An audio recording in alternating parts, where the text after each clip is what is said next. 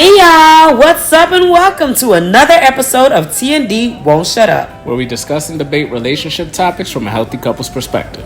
Be sure to subscribe to our channel for weekly discussions and share with a friend or two. Or three. Or four, or five, or six. How you doing today, baby? Hey baby, I'm doing well. Very good. How was your weekend? I had a really good weekend. What did we do? On Friday, we hit the streets. On Saturday, we hit the streets. On Sunday, we hit the streets. Yeah, that sounds about yeah, we went right. karaokeing on Friday. That was really fun.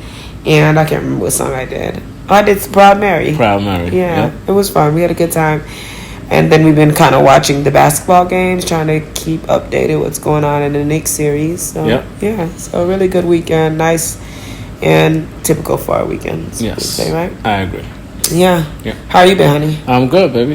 Good weekend as well. Watching a bunch of sports. Also caught a boxing fight too on Saturday night, great. So that was good. But the weather wasn't really that nice. Yes. So we were a little bit limited to what we could do outdoors at least. Yeah, but overall, great. Nonetheless, giveaway is over in 2 days. So we are ending the giveaway May 15th. So if you have not entered the giveaway, I'm putting the instructions right now on the screen. All you have to do is be subscribed to the channel, like this video, and comment in the comment section below and make sure you include your Instagram handle. For every video that you comment on, it's an additional entry. And if you follow our Instagram, which is tnd.won'tshutup, that's an additional entry as well. So feel free to comment down below. And also engage in the channel, y'all. This last video didn't do so well at all. We had we had our one girl, I forgot her name, Charlene or something like that. Yeah, she always comments. Thank you, Charlene. But nobody else was showing any love. But y'all watching, but y'all not showing no love. So please show some love because that really helps our channel grow. And that really helps us show up in the algorithm. So we appreciate that. Yeah. Nonetheless, we are discussing what, baby? We're discussing season 1, episode 4, Disconnection. So we are watching as we go. So we all know what's going on. We haven't watched it yet. So let's go ahead and get this party started. Let's do it. All right. So the episode starts with Shay and Josh sitting on the couch. She playing with his ears and mumbling something. I don't know what it was. Maybe flirtatious, like they always are. Cute.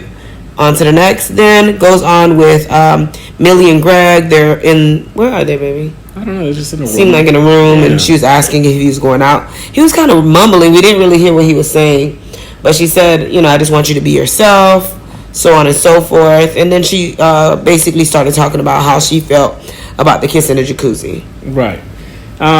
She was basically saying how she really values the fact that he has been taking his time, and I guess maybe virtually, nothing felt rushed. They were just kind of going with the flow.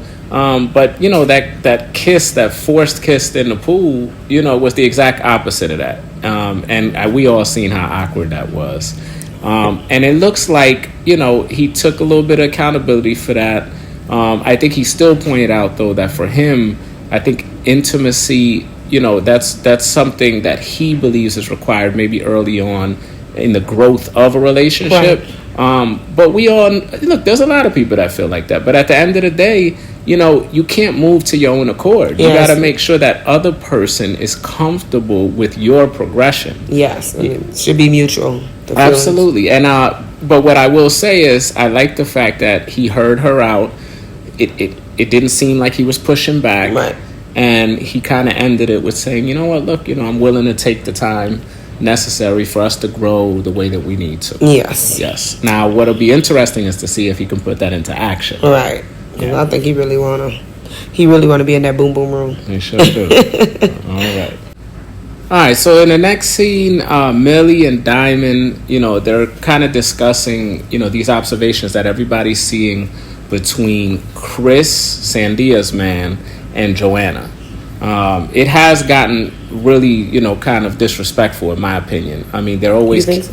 Absolutely. I didn't see disrespectful. I didn't see disrespectful, but obviously they're saying that it's been disrespectful. There have been some inappropriate touching and kikiing. We didn't see any of that. Yeah, to me, what I've seen so far is disrespectful. If any woman that I'm interacting with is actually constantly complimenting another man that's in the room, overly smiling, face to face, I mean, I think we all know when we're crossing a line. And if there's any doubt in the room as to what is going on, that means you've overstepped the boundary. Yeah. And in this particular case, almost everybody agrees that this is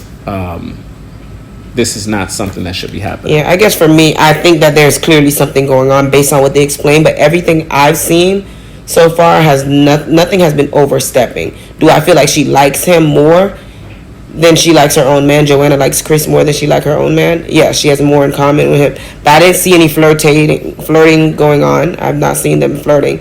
I did see little compliments here and there, like we get each other, but I still got the homeboy vibes. But clearly more is going on than what we're seeing on screen, because there's some inappropriate touching, hot kikiing all the time, and just all in each other's face. But I just didn't see that. Right. Yeah, but carry on. Yep. So, Millie and Diamond, apparently they want to try to address this. I don't know why they're necessarily taking on that role. I do understand that Sandia is very passive, and she might not be dealing with this head on. And we know for two reasons. One is that she is that type of person. Yeah. But also Chris, he happens to be the wrong type of person for a Sandia, because he will shut her down at any point that she even tries to bring something up. At least that's what I'm seeing from his character so far. So anyway, they kind of strategize on how to address this, and they decide to go, talk one-on-one with Sandia. And they actually got her out of the room while she was with Chris. So I'm sure Chris is already his mind's wandering about the situation. And they basically brought it to her attention. What do you think? How do you think she received that? I think that she received it, but at the same time, I just feel like they're so you in other people's business. Like, y'all grown, especially Diamond. Like, focus on your connection. Millie, focus on y'all connections. Y'all sitting here worried about other people. Like, that is not your place. That's Sandia's battle. If she has a problem with it, then she needs to speak up. That's how I look at it. They don't even know each other. It's actually low-key annoying. Like, y'all all in people's business. But I do see what they're seeing. It's just kind of like, that has nothing to do with me. And if Sandia don't bring it up to me, it has absolutely nothing to do with me. Period. Yeah. And in my experience, I know it's well-intentioned what they're trying to do, but things can get messy very quickly. And the reason why is, it's not like they're just talking to Sandia. Right now, they're going to talk to Sandia. Sandia is probably going to communicate some of this to Chris. Chris is going to wonder where she's getting this from.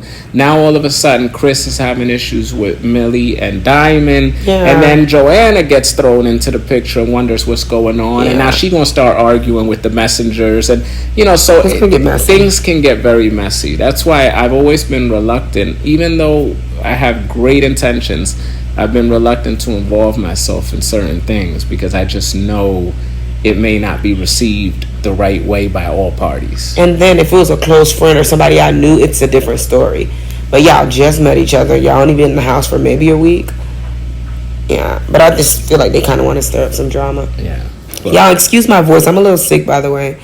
So if y'all hear a little raspiness or deeper than usual, then recovery. Yeah. All right, let's keep it moving. All right, so in the next scene, we have Sandia and Chris. They're in the kitchen having breakfast, and Chris asked Sandia what the woman said to her. And, Sandia was, explaining that, they've observed, certain interactions between Jody and Chris similar to what she's been seeing, and, she's not comfortable with it. But she couldn't even finish her sentence before Chris starts, becoming defensive, dismissing what she's saying, not being compassionate at all to why she's feeling what she's feeling, shutting her down essentially, which he's been doing since day one with her, and she had told him that, she's like, you always bring people down, and he called her annoying in response to that. And then rather than trying to work through this, in a calm, constructive way, what does he do? Start yelling for Jody to come in the room. I mean, what kind of man is that, right? Exactly. That you can't even take the time to hear your woman out before you're now bringing someone else into the equation, and in a sense, dismissing what your woman got to say. Because now I'm about to have a whole nother conversation with the woman that's the subject of this. Right, and that makes it all awkward. And she has to be ready to tell Jody, if she even want to tell Jody. Because at the end of the day, Jody's gonna do what he allows. So at the end of the day, if she's uncomfortable, then it's his job to diffuse that situation. Absolutely. You know, not bring her in and say, "Are you? Do you like me?" Of course, she's gonna say she doesn't like you. Okay. So then Jody comes in with Aaron Jr. and, Chris just immediately comes in explaining the situation, of course, the way he sees it. He starts criticizing everybody in the house, practically calling everybody kids because, of course, he's the only adult in the room. And Jody immediately felt like, well, first of all, she dismissed any of this stuff that was being discussed, which I completely disagree with as well, because now she's essentially doing what Chris is doing rather than understanding why she feels that way, and being sympathetic to it. Whether it's a fact or not, it doesn't matter. You can still be compassionate to what somebody might be feeling. Right.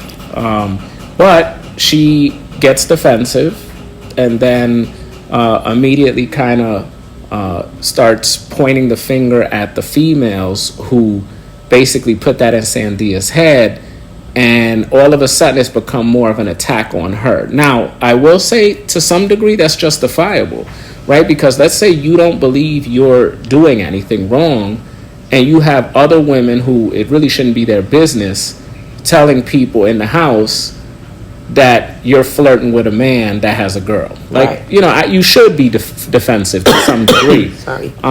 So this is the messiness that I was talking about. It's instantly started because now Jody feels under attack. Chris is going to now feel under attack from these women as well. So it's about to become a mess. What do you think? I agree. I agree that it is childish behavior for the ladies, like we previously said, for them to even get involved in this. It is becoming like a high school type of issue. Absolutely. That's going to be going on in the house. And Jody was definitely dismissive, Yeah. And the thing is, this actually could have been resolved, or at least the first steps of resolving this could have been done right at the table. Chris could have just heard Sandia out, could have, looked at why she might feel that way, and then amongst each other agree to move in a different way, and then see how that works. Yeah. Now, I know this won't prevent Jody from flirting if that's what she's trying to do, but then it becomes much easier to address the issue because it's only one person that's causing it. You see what I'm saying? Right. I agree. But of course, we're not there. We're way past there, and I don't think there's a chance of being there to work through this issue. Yeah. This is going to be a mess. Yeah. Right, so in the next scene, all the couples are in the kitchen, just chilling. Tonda walks in, and she asks for Greg and Millie to meet her outside. They're doing a couples check-in, asking how things are going. Honestly, I would say Millie looks unsure. Yes. Right, in the scene. She doesn't seem too comfortable. It seems like she has some kind of secret that she needs to share. Some things that went on in the past. And then Tonda asks how things are going. Greg, okay. Greg said everything is well. I feel like Greg he just says the right things. I don't know if he really saying what he truly feels. I agree with that. Right? He's just saying the right things. Yeah. Right? And I don't know that he's even saying the right things because I don't even give him credit for being some smooth type of guy that knows exactly what to say. I just feel like he's not saying what he really feels. Exactly. And he's trying his best to say certain things, but I can't say that that's necessarily appealing to her or making her any more comfortable. Exactly. Because she knows, like, he might not be saying some truths, I guess, or she probably don't feel like they're at that level for him to even speak that way. That's why I'm going with this. Yeah. And then Greg also mentioned Millie being an alpha female, and he says that he likes that. Yeah, and that was interesting because I don't really see this overly bearing alpha type woman. Do I see a direct woman who kind of knows what she wants or believes she knows what she wants? Because a lot of us think we know, but we don't. I see some of that, but I'm not getting the alpha vibes on that. That's why, and also when he used the analogy of fire and ice, I'm not seeing this huge contrast. Am I missing something? I mean, there's a lot that we're missing. Okay. We're only seeing an hour of a whole week, or a whole day of something going on. So it's kind of hard for us to see that. I do see some directness in her. Maybe that can lead to him thinking that she's alpha. It could. I guess maybe with such an obvious contrast between a Sienna and a Millie, Sienna is alpha. Okay, or fake alpha. Sienna's mean. Where Millie, I don't think it's appropriate to call a woman alpha just because she seems like she's kind of direct and knows what she wants from a man. That don't seem alpha to me, but that just seems knowledgeable of what you want. I'm not sure. I don't know. Yeah. And then I am very curious about why she's a nervous wreck. Why she feels that becoming vulnerable and having to expose her past could potentially be a major issue. This was something that came out of left field. Yeah, I'm really concerned. I really want to know what happened to her in the past, and it seems like it's a deep, dark secret that she's going to reveal on live TV. So, yikes. Yeah. All right. Moving on. All right, so in the next scene, we got the men all in the room together, and Chris throws out a question to everybody. What do they feel about his interactions with Jody? And Aaron Senior, he's the first one, and we all know, him and Diamond. I think they were one of the first people to make these observations and kind of bring it up. And so Aaron Senior put it right out there. He said, we are observing, certain behaviors between the two of y'all that, could be misconstrued. Mm-hmm. And then he gave some examples, which, by the way, I thought were very valid examples. Mm-hmm. It's like, if I think he used the example of a man constantly complimenting Diamond. It's like, why you keep complimenting my girl like that? Clearly you feel something. Now, do you feel something to a point where you're about to get overly disrespectful and cross the line? Maybe, maybe not. But nonetheless, you don't need to be overly complimenting the way that you are. Right. And I think that's the point that he was making. Greg also jumped in and, he said that he would take a more compassionate approach. And actually, that was more consistent with what I thought he should have done when Sandia brought it up, right? But Chris, of course, being the defensive person that he is, feeling like he knows what everybody doesn't, immediately started deflecting towards Sandia and saying it's all about her insecurity that's causing this problem. Right. And that right there, that deflection, is when you refuse to take any accountability whatsoever for your actions that may be contributing to the way that she feels. Exactly. You agree? Yes, because we talked about this before. Your partner is also responsible for your security. There's things that they can do to make you feel a little bit more secure. And he's not doing that. Clearly this is bothering her. It's something that you should address. Absolutely. And not only that, another man is noticing this. Aaron Senior, he's noticing this. Exactly. So it's not like it's only coming from the women, or they just don't like you. He did do that flashback. Talked about what happened at the beginning when they first got together.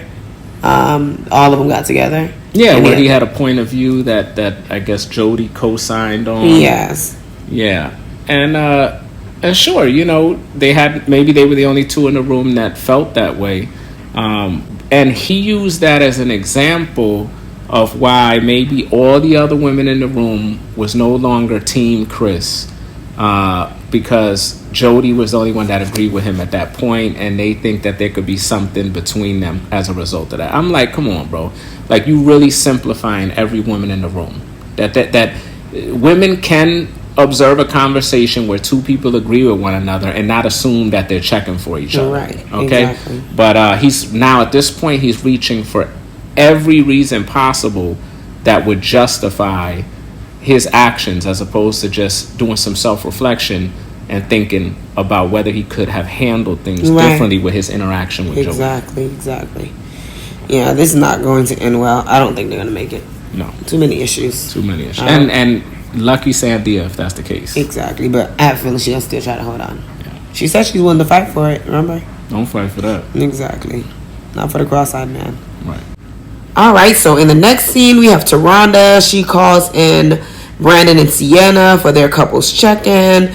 And she's basically asked how things are going. And they're saying, basically, they're being honest about how things are going. Brandon says that there's a chemistry, but the communication is a major issue.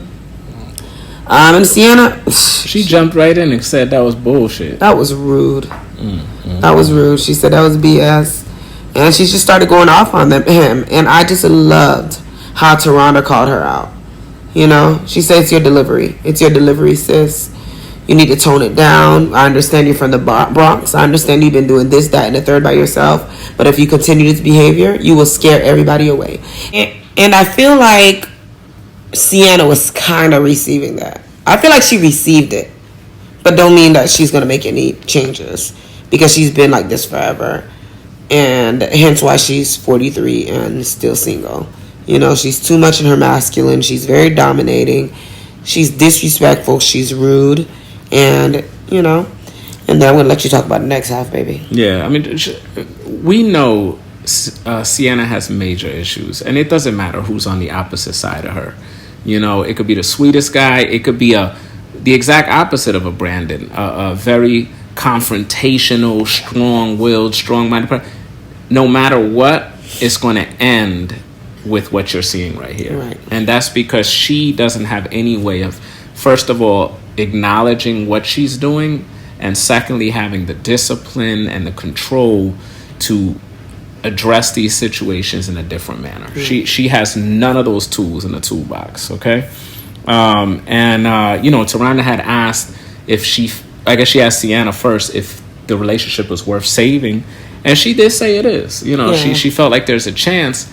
But Brandon, finally, I consider this actually the first time that he took a non-passive response. And he basically said no. He said, romantically, I just can't see it. He said, maybe as a friend, yes, but romantically, he just does not see it, at least at this point. Right. And then Sienna, believe it or not, you know, was able to hold her tongue. I didn't think she'd be able to do it. But she did say that, you know, if he feels like it can't be a romantic relationship, then she's ready to move on as well. Right. So we'll see. So we will see.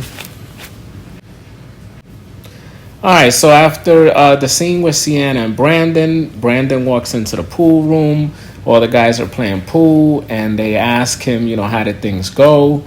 And, you know, he explained it just like it was. You know, he basically said that he couldn't see a romantic future with Sienna. He also explained how, you know, in the midst of that conversation, you know, Sienna went off again, you know, cutting him off and this, that, and the other. And, you know, Josh ended up saying that, you know, he kind of understood. I mean, they were kind of polar opposites, you know, the back and forth thing. But he did say that, you know, he thought it was a good thing that, you know, he finally kind of stood up or something like that. Did I miss?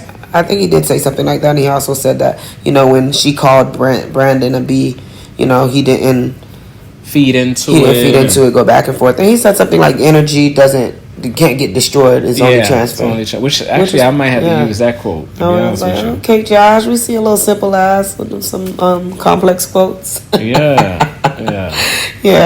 Nonetheless. Yeah, but bottom line is I don't think anyone is going to be surprised if this doesn't end. I'm expecting it to end like immediately. Yeah, me too. I'm hoping that they're packing their stuff and going home. I agree. I hope so. Yeah. But nonetheless, keep it moving.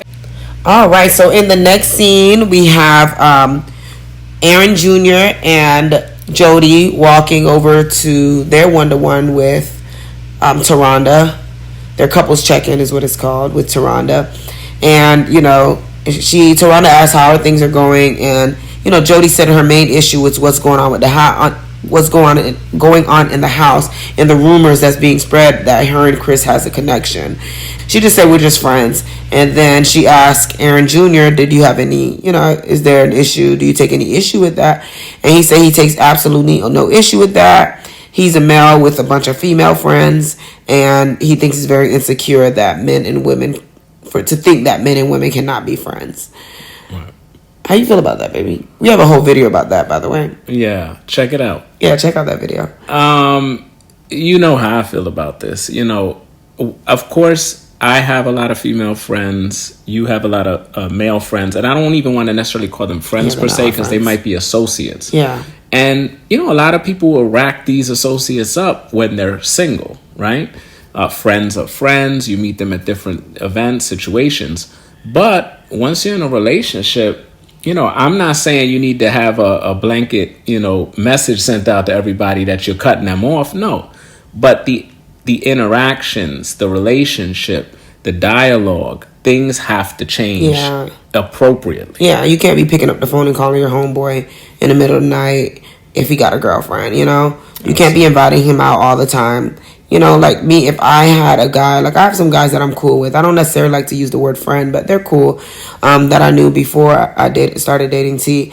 And if I invite them out, I invite their wives out with their girlfriends out. Bring your lady. It's always like, for my birthday, I invited all my guy, quote unquote, friends, guys, male associates, and I told them, bring your lady. It's always, yeah, you and Bay is invited, and I usually know, I know all their names, the wife's names or girlfriend's names. So I think there's a respect level that has to go there if you decide to keep that friendship. And, you know, there's boundaries that has to be set in place. And I think that, you know, no late night phone calls, going out to eat all the time, like, yeah, I'm not doing that with none of them. But nonetheless, that's a whole nother conversation. Aaron Jr. said he has no issues with it. He thinks it's insecure. And Toronto was like, you know what? Y'all remind me of me and my best friend. You sleep in one room, I sleep in another room. You know, we just friends. She's like, be honest, is there some chemistry here? Joanna hesitated and was like, I think so. And then Aaron says that, you know, he think there's some chemistry, but he felt like they need more time for dates. And, you know, and they try to justify the way they are. And Joanna claims that she moved very slow. But I disagree, because I really see more of a chemistry, even if it's not deep or anything, with Chris. And she didn't know him. And there's more, you know, interaction, talking with Chris than the person that she came here with and for. I think we all, by a certain age, come to understand that there are certain connections that you feel almost instantly or in very short order. Right. And then there's those friend zone situations that also occur instantly. And I feel like Jody might have thought romantically of Aaron J when they were speaking virtually. And because you're not in person, you have kind of these certain expectations. You're almost envisioning exactly what you want when you meet that person. Mm-hmm. But then reality sinks in when you actually meet the person. Right.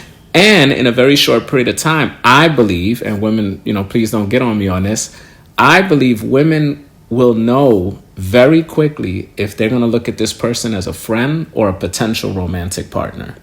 And I think that she's looking at him like a friend. I don't even say a friend, because she's very rude to him, but he does like a gay best friend, I'm not gonna lie. And I think that maybe over the phone and the way he presented himself, maybe she didn't see that the more feminine side to him. But I really do feel like this man is a very feminine man, and I don't think that she ever feels safe and protected with him. That's not what she's looking for. She don't even respect him. She called him a 6-year-old boy. Yeah. Like, yeah, she's very disrespectful. There's no connection here, and quit lying to yourself. And I know this is somewhat unrelated, but it is related. Can a person move out of the friend zone and become romantic? Yeah, answer that in the questions in the comment section below.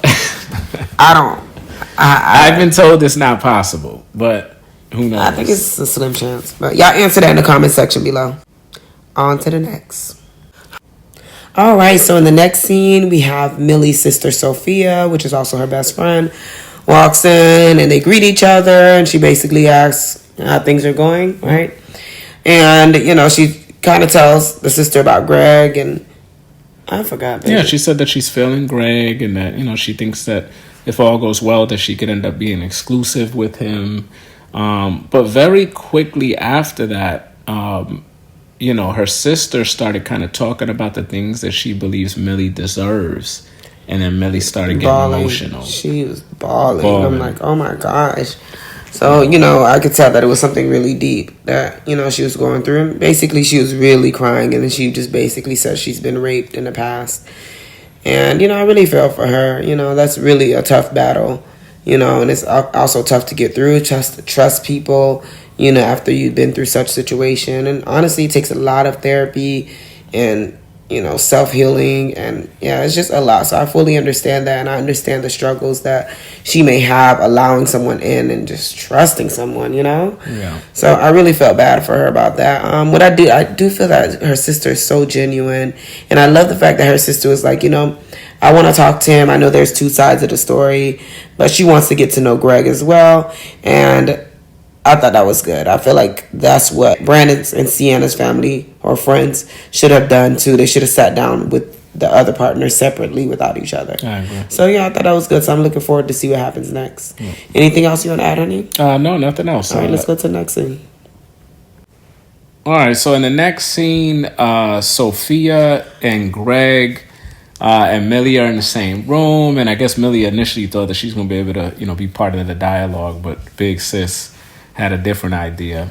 And, she just started the conversation by asking Greg, what are some of the things that you like about Millie? And, he was pointing out, some things that he really does respect about her. The fact that she's a very sweet person. She's not a pushover.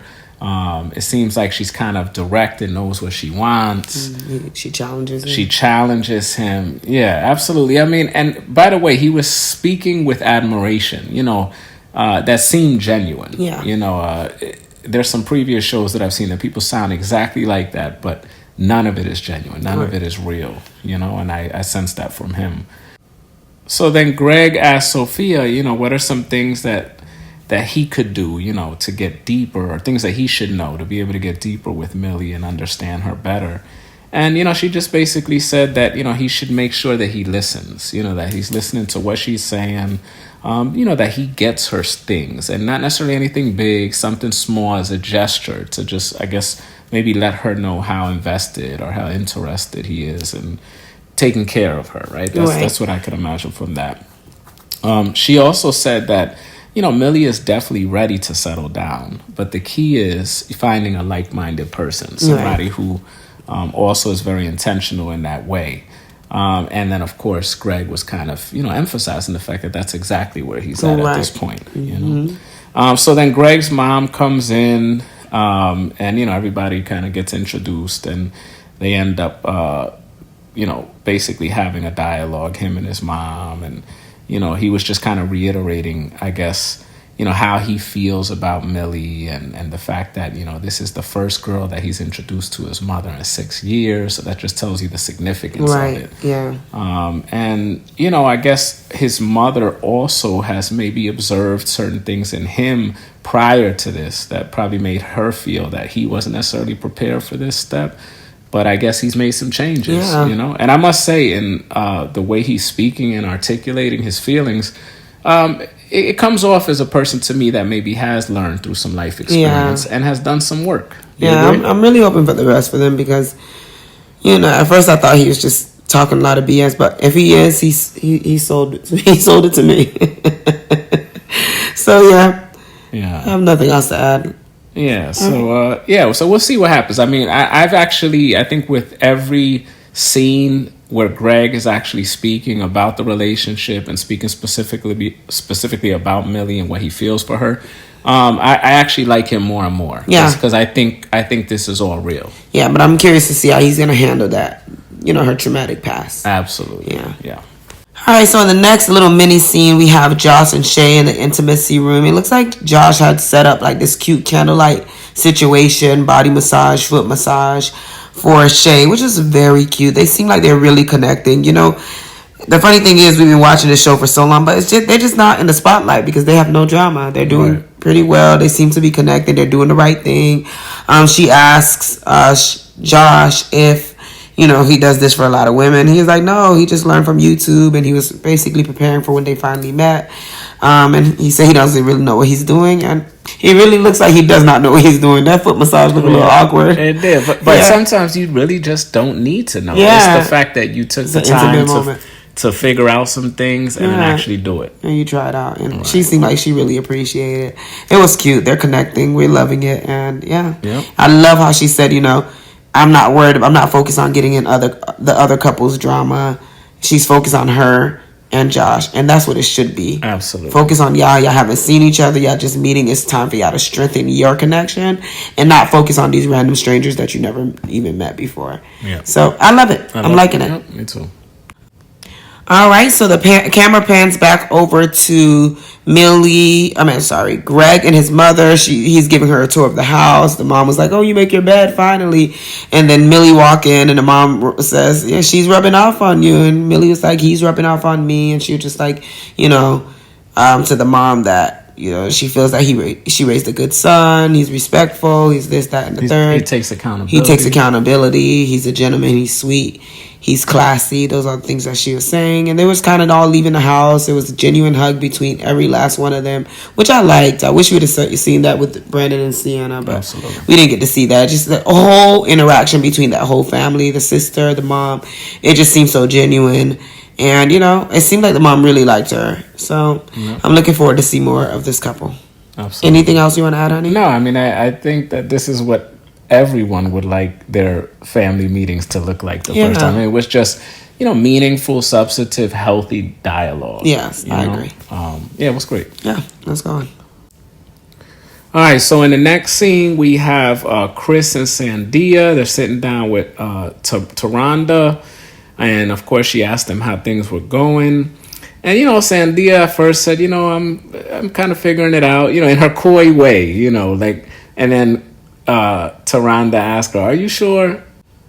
And then she comes straight out and says, "No, that she feels like Jody is, getting along too much with Chris, and that most people in the house think that something's up." And then Chris, of course, as you would expect, rather than just kind of being understanding of her feelings, he immediately rebuts with, the fact that Sandia, he feels like she has mood changes, that every time she talks to certain women in the house, then, there's a problem, and then she somehow starts conveying certain things to him. Yeah. He also said that he feels like she's being influenced to some degree. And then Sandia said, Chris doesn't ever want to hear anything that she has to say. Like when she talks, he essentially shuts her down or makes her feel inferior, you know? And we saw this behavior right out the gate. He thinks that he is superior to everyone. And when I mean that, I'm talking about every single person in that house, and he damn sure probably walked away from that conversation think he was superior to Tonda. Yeah, exactly. Yes, it's ridiculous. But anyway, what just really was probably the worst thing that happened in that interview is the fact that he said that all Sandia's feelings are not valid. I mean, just to even have them words pass your lips is to say that there are certain things in this relationship that my woman is going to say, and I am going to completely blow it off because there is no validity whatsoever behind it. The nerve of this dude to feel that way. And you see Tonda's face. Unbelievable. Right. But anyway, so Tonda asked, what's the one thing that could be fixed? And actually kind of insinuated that it would be communication, right? And believe me, communication is one of many things that would need to be fixed in this particular relationship. But no, he said it wasn't communication. He said not with him. No, he said not with him, because, he got communication all figured out. But he said, that basically it's, her insecurity, the fact that she's having the issue, and that he refuses to, say things multiple times. He said, I'll say it one time, and if you don't get it, then I'm ignoring you from that point forward. Yeah, is that not a communication issue? How could you ever communicate with someone if you listen to them one time, don't hear exactly what you want to hear, and then stop talking? And then communication start with body language. Look at his body language. He sat on the chair, crossed his arm, crossed his legs, which basically means he is not open to hearing anything. So this man is a joke. Yeah. He's so self-inflated, and it's bad. It's bad, yeah. And so Tonda asked, do you guys feel like you're compatible? And then he started going into a little spiel about, some positive things about her. But you know what? Honestly, that means nothing to me. Mm-hmm. He already has his feelings, and don't get me wrong. I'm sure that there's a few areas that he loves about her or likes about her. But how could she ever get any satisfaction from these words that he's saying when before and after that he's going to make her feel like anything that she says isn't worthy of being heard, right? That anything that she says is inferior to his point of view.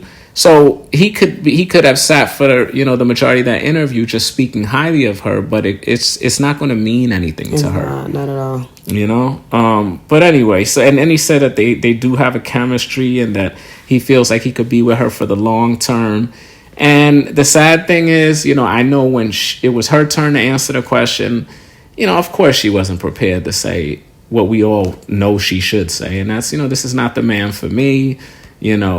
She's just taking more of that passive role. Yeah. And I think the sad reality of this particular relationship, and both Dee and I are from the Caribbean, and some of this is cultural. Yes. For those that are aware of those cultures.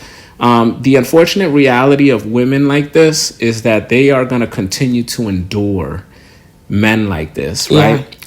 In some cases because they just think they have to. In some cases it's for the sake of having someone within your culture that you could relate to.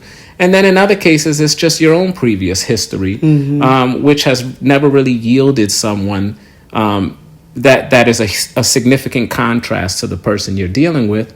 And so you just keep dealing with it, thinking that somehow things are going to change, things are going to get better. And I can tell you right now, the fact that Tonda mentioned relationship counseling and he just completely blew it off because why? He doesn't need that. He's got it all figured out.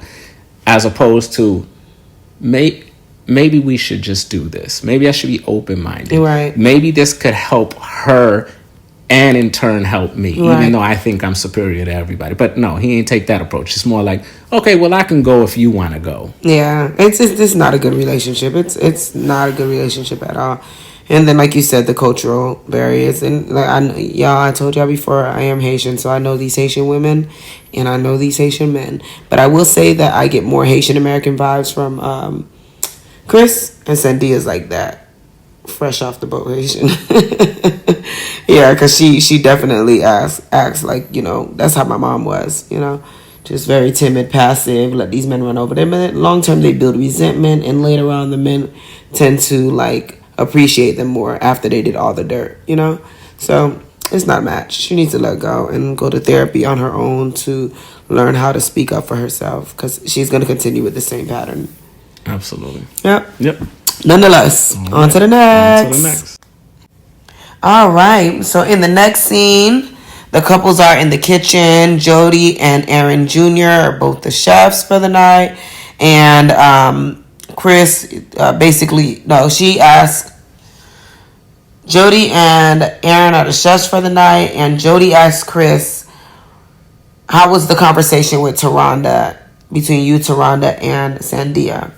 Chris says, everything went okay, but he does feel that there's people here that are interfering with other people's business way too much. And he said when you are weak-minded, which he's referring to Sandia, that you allow people to sway you or tell you information and, you basically believe it. Exactly. Right? Mm-hmm. And Diamond just interfered, and she's like, Sandia is the one confiding in us. She's saying these things, and then Sandia is just basically mute the whole time. She said absolutely nothing. She has no words. She's meek and quiet, and she's going to continue to get ran over. And then Diamond seemed like she got a little agitated because she's like, now no one want to speak up because Jody's in the room and y'all all been saying this, and now when we're all together, none of y'all want to say anything. And she says she's basically speaking up for everybody's experiences. And she does make a valid point in that regard. I mean, there was a lot of people all up in the business and they didn't have a thing to say, to include Aaron Sr., okay, who was actually, him and Diamond are the ones that kind of are the ringleaders of getting in people's business, if we being factual. I feel like Aaron Sr. said it to the appropriate person, which is the man who asked for advice. Diamond needs to sit down and work on her connection. Of course, everybody talks about people behind their back, When you're in that house and you notice something, you're gonna go and say, "Oh, dang, I noticed they're not gonna get along." That doesn't mean that it has to be said in front of their face. You're not Miss Fixer Upper. You're not the psychiatrist. You're not the therapist. That's not your place. It's not your place. You want to talk about it, cool, but that's not your place to confront them about it. If they have an issue and they ask for advice, just like Chris asked the men for advice and Aaron shared his advice with them, cool. But in a room where they didn't even ask for your advice. Right. I would say just as quiet. Yeah, I'm staying just as quiet. And I think what sucked Diamond in, because I actually believe that she was gonna stay quiet, but I think when Chris called Sandia simple-minded, she just could not hold her tongue. Yeah, because she know that Sandia can't. Yeah, don't have any words. And I will say can't speak up for that herself. Is extremely disrespectful. Like. Damn. I mean, I could honestly say I've never heard somebody disrespect their partner in that way. Yeah, and being the oldest person in the room, one of the older people in the room, Diamond, of course you're going to say something. But I don't know. I just don't feel like, honestly, I'm not with it. I feel like if they ask for advice, ask for input there, then you can share it. But as far as feeling like everybody got to be speaking up or speaking up for people, it's just not necessary, to be honest. Yeah, and she probably... kind of had an expectation that they could just really pile it on Chris and Jody. And she may have gotten some satisfaction from that, and that's really messy. It is. You know what I'm saying? I agree. And like I said, I don't feel... Chris and Jody, I feel like they have a friendship connection. If anybody in the comment section can tell me where they cross the lines, I feel like they get along a little bit. They get along well. But I have not seen anything flirtatious. I have not seen anything disrespectful. The only thing I see is that they get along with each other more than they get along with their own partners. But I didn't see it cross a romantic level. I see it more as a friendship, like road dog, homeboy, No. And I think the reason why their partners feel, well, let's just speak for Sandia. The reason why she feels this way is because he doesn't have that connection with her. Yeah. At all. He doesn't even communicate with her. And he seems a little short with her. And he seems to have a little bit more respect. Or he more liking in Jody than he does with her. But like I said, I have not seen the cross the line. I have not seen it. So yeah. Now, what did you think about Jody's reaction and the way don't get me wrong, she felt like she was under attack, but her cursing and mother effers is doing such and such. Well, we know Jody is disrespectful. Jody's rude. Jody has a bad attitude. Jody probably takes no accountability. Yeah, and she's not a likable person. Yeah, and there was a point where I thought that she just wasn't connected to Aaron J. I think what we're seeing, her behavior, her demeanor, she'll do that with any man. That's what I'm starting to get. This is part of her character. Yeah. Yeah. Anyways, on to the next. Almost done.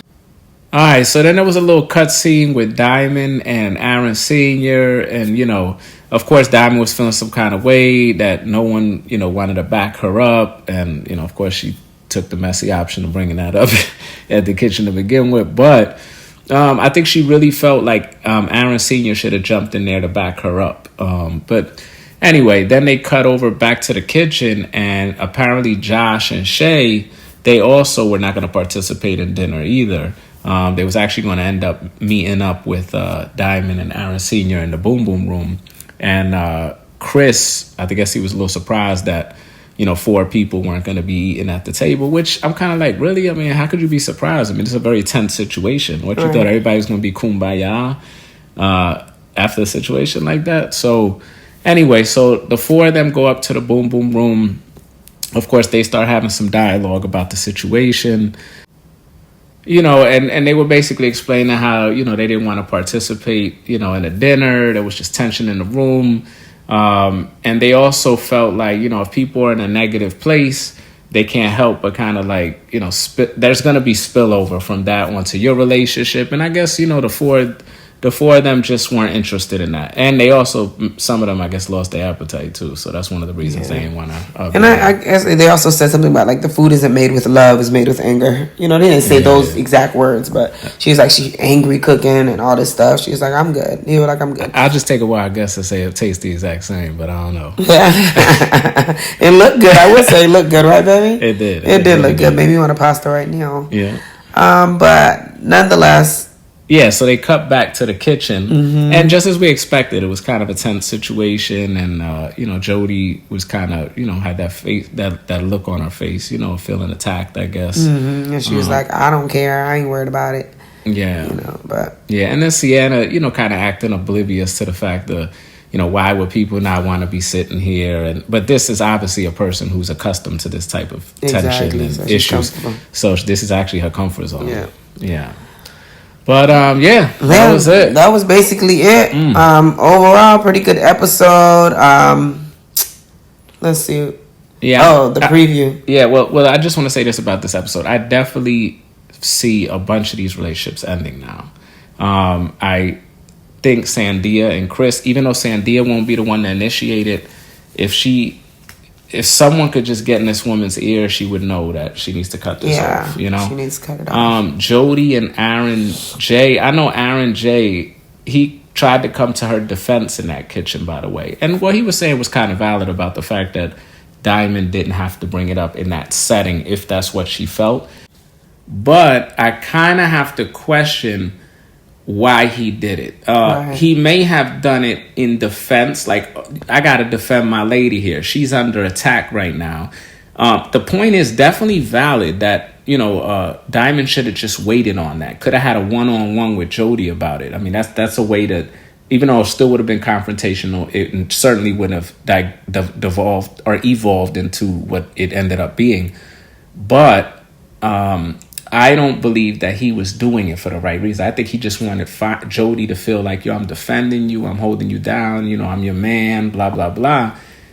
When we all know, it doesn't matter how many times Aaron J does that, she ain't gonna feel no different. Exactly. She don't like him. Period. Anyways, y'all, thank you so very much for tuning in. We are looking forward to the next episode because, like I told y'all, Aaron Sr. could not be trusted, and you see what he did. He went off on that girl's sister. He went off.